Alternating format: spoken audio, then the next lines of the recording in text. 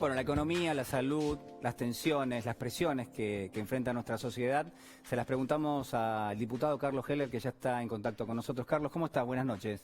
¿Qué tal? Buenas noches, ¿cómo va, Julián? Bien, muy bien. Bueno, ¿qué lectura haces de esta sociedad que tenemos, de lo que son los principales temas que se están discutiendo en este momento y quizás de esta disyuntiva salud-economía que parece que se apaga pero que de pronto vuelve a resurgir? Bueno, la disyuntiva salud y economía se resuelve mirando, por ejemplo, el informe de hoy del Fondo Monetario Internacional y la actualización de las perspectivas del 2020. Estados Unidos, menos 8%. Zona de euro, menos 10,2%. Y dentro de la zona del euro, Francia, menos 12,5%. Italia, menos 12,8%. España, Sí. menos 12,8%. Reino Unido, menos 10,2%. Por lo tanto, acá hay un problema. Está claro que el problema es la pandemia y sus consecuencias sobre la economía global. La diferencia entre una política sanitaria y otra no tiene que ver con el resultado de la economía, tiene que ver con el resultado de las vidas. Y mirando el mundo se ve con absoluta claridad que eso es así. Así que para mí es una discusión falsa. ¿Quién no puede entender que un comercio que no opera tiene problemas, o que un vendedor que no puede vender tiene problemas, o que un trabajador que no puede trabajar tiene problemas? Está claro. Pero está claro también que tenemos un tema a escala global, una caída global del comercio internacional, de las exportaciones, todo está en crisis. Carlos, Sí. a ver, esto que vos estás comentando, quizás lo vamos a compartir para que se entienda bien a qué te estás refiriendo. Tenemos acá, en gran medida, las proyecciones del Fondo Monetario y quizás lo más relevante, lo más importante mientras los compartimos es, vos lo que estás marcando es, los países en las proyecciones van a caer 12, 10 puntos a lo largo del año. Estas son las proyecciones. Pero Sí. cuando comparamos la cantidad de muertos, esto en gran medida no solo no hace la diferencia, sino que incluso en algún caso los países que más muertos tienen hasta este momento son los países que más van a caer incluso. Así es. Y por otro lado, cuando se analiza, las recetas tampoco difieren demasiado, Julián, porque ¿qué dicen? Y dicen las medidas fiscales que hasta ahora se estiman en unos 11 billones de dólares a nivel mundial, hay que seguir sosteniéndolas, dice, para tratar de evitar que el problema sea mayor. Las economías del Grupo de los 20 siguen representando la mayor parte del apoyo fiscal, etcétera, etcétera. Es decir,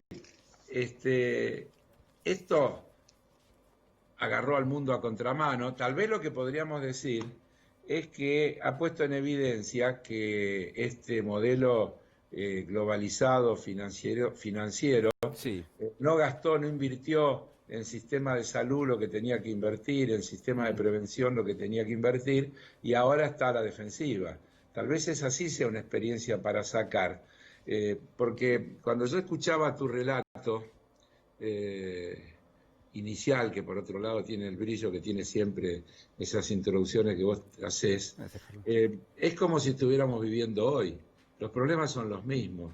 El problema es la distribución del ingreso, la acumulación excesiva, la falta de solidaridad, todas las cuestiones que la humanidad tiene planteadas y sin resolver, y que siguen siendo los problemas de la historia y del presente.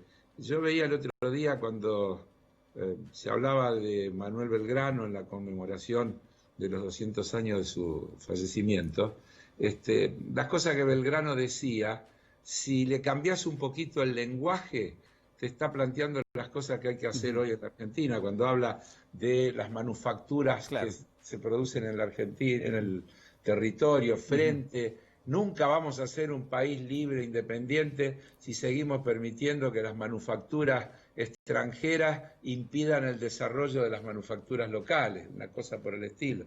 Mirá qué vigencia que tiene cuando uno piensa en el después de la pandemia y dice, bueno, habrá que proteger mucho a la industria nacional para que esa capacidad instalada ociosa se convierta en ocupada, lo que significará retomar gente que hoy está desempleada por la vía de la demanda, de reactivar la economía desde una manera positiva. La Argentina tiene, no sé si, porque decir una ventaja es horrible, la crisis es tan profunda que tiene un sistema productivo semiparado que en la medida en que aparezca la demanda puede rápidamente recuperarse. Ahora, la pregunta es, ¿se puede vivir sin un Casimir inglés y utilizando Casimires hechos por la industria nacional?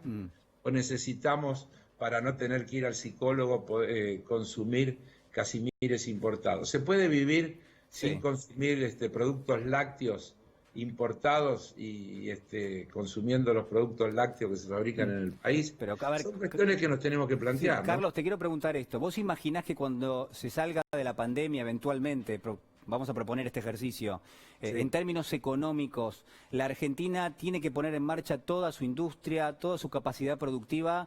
Y de alguna manera vos lo que proponés también es hay que cerrar, hay que proteger un poco todo eso, porque el resto de los países va a tratar de, obviamente, de inyectar productos en donde pueda venderlos. Lógico. ¿Qué va a pasar?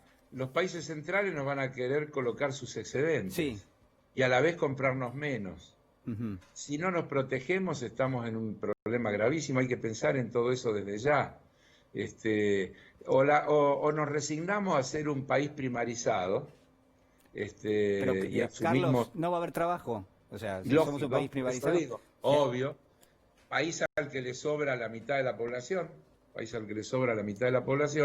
o asumimos un camino. La Argentina tiene un montón de ventajas, Julián, porque es un país con recursos naturales abundantes y diversos, y territorio amplísimo, todo tipo de clima, cultivos, etcétera. Pero además tiene una particularidad en relación al resto de los países en vía de desarrollo, que tiene que ver con que también tiene un nivel de capacitación de sus recursos humanos que le permite pensar en que se puede llevar a cabo un desarrollo que no es la de un país subdesarrollado, primarizado, porque hemos demostrado, es decir, cuando uno ve lo que los científicos argentinos tan bastardeados hoy están haciendo, donde vemos que están investigando vacunas, sueros, cosas a la par de las economías avanzadas, cuando vemos todo lo que en la Argentina se puede hacer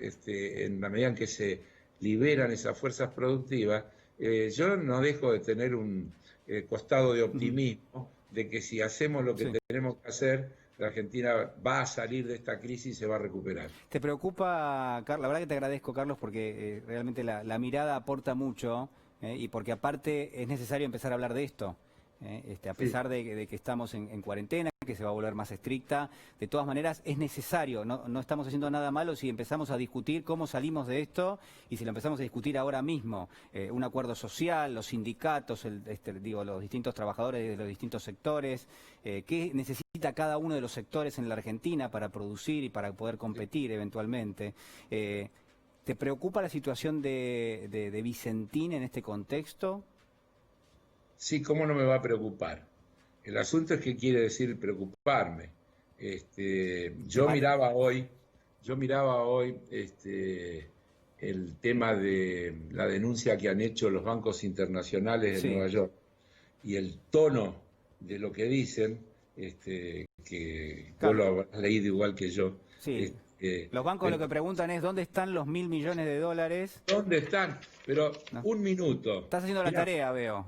Los miembros del consorcio directivo están ansiosos por comprender cómo exactamente la compañía pasó en cuestión de meses de informar a los acreedores financieros que contaba con efectivo, existencias y cuentas por cobrar, a declarar que no tenía ni existencia ni cuentas por cobrar y que por el contrario estaba muy atrasada en los pagos de existencias y no podía continuar sus operaciones. Al mismo tiempo, yo leo lo que dice la Inspección de Personas, la Dirección de Personas Jurídicas, la Inspección de Justicia santafesina. Cuando se refiere a los dueños, dice, está claro que no están a la altura de las circunstancias para este cometido, es decir, para seguir gestionando la empresa. Son quienes la condujeron durante el tiempo en que llegó al estado de cesación de pago, que motivó la apertura del concurso y que afecta el interés público. A ello cabe agregar que la sociedad se encuentra sospechada de haber cometido delitos durante su gestión y también varios de ellos están siendo investigados y los enumera: la causa Sandleris y otros por defraudación, el tema de la denuncia en Paraguay por las maniobras aparentes generado con el traslado de soja, y la causa en Estados Unidos de este conjunto de bancos, sí, que me imagino que nadie pensará que son bancos venezolanos, y que estará claro que está, por ejemplo, la Corporación Financiera Internacional, el Rabobank, es decir, sí. grandes instituciones globales que están asombradas de esta situación. Entonces, cómo uno puede pensar que quienes condujeron a la empresa esta situación pueden ser quienes conduzcan hacia la salida de esta situación. Pareciera que sin duda ese no Sí. es el camino. Si vos querés saber lo que yo pienso, yo lo tengo dicho hace mucho, así que es fácil. Yo creo que es una gran oportunidad para que Vicentín se convierta en una empresa testigo, pero no solo testigo por lo que puede hacer con la fijación de precios hacia los productores y demás, sino de un modelo de gestión de nuevo tipo que yo creo que el mundo requiere, que yo hablo de la gestión tripartita, asociativa, entre el Estado, los productores y los trabajadores, en este caso los productores agrupados en cooperativas, que por otro lado, en un número de casi 2.000, tienen acreencias por 26.000 millones de pesos. Le han entregado la mercadería a esta compañía y no cobraron. Sí, la verdad que la Es situación gravísimo. es realmente muy, Entonces, muy, ¿cómo no muy me va a compleja, preocupar? muy Ahora, compleja. yo, cuando vos hablabas de la salida y demás, no quiero volver un poquito atrás, porque a veces también confundimos el tema de medios y fines. El Consejo Económico Social, son todos instrumentos, herramientas. El objetivo tiene que ser Sí. construir una sociedad más justa con la gente adentro. Ujú. Hay que discutir, todos quieren un plan económico. ¿Sabes cuál es el plan económico? El plan económico debe elaborarse desde el punto de vista de cuáles son las necesidades Así es. pendientes de resolver y luego discutir de dónde salen los recursos para poderlo resolver. Porque el otro camino, el de los que nos piden el plan, es el ajustador. Estos son los recursos que tenemos, Sí. entonces hay que achicar el gasto y entonces ya sabemos cómo termina todo eso. Creo Carlos, que es una gran sí. oportunidad de romper ese círculo vicioso. Muchísimas gracias por el contacto esta noche, Carlos.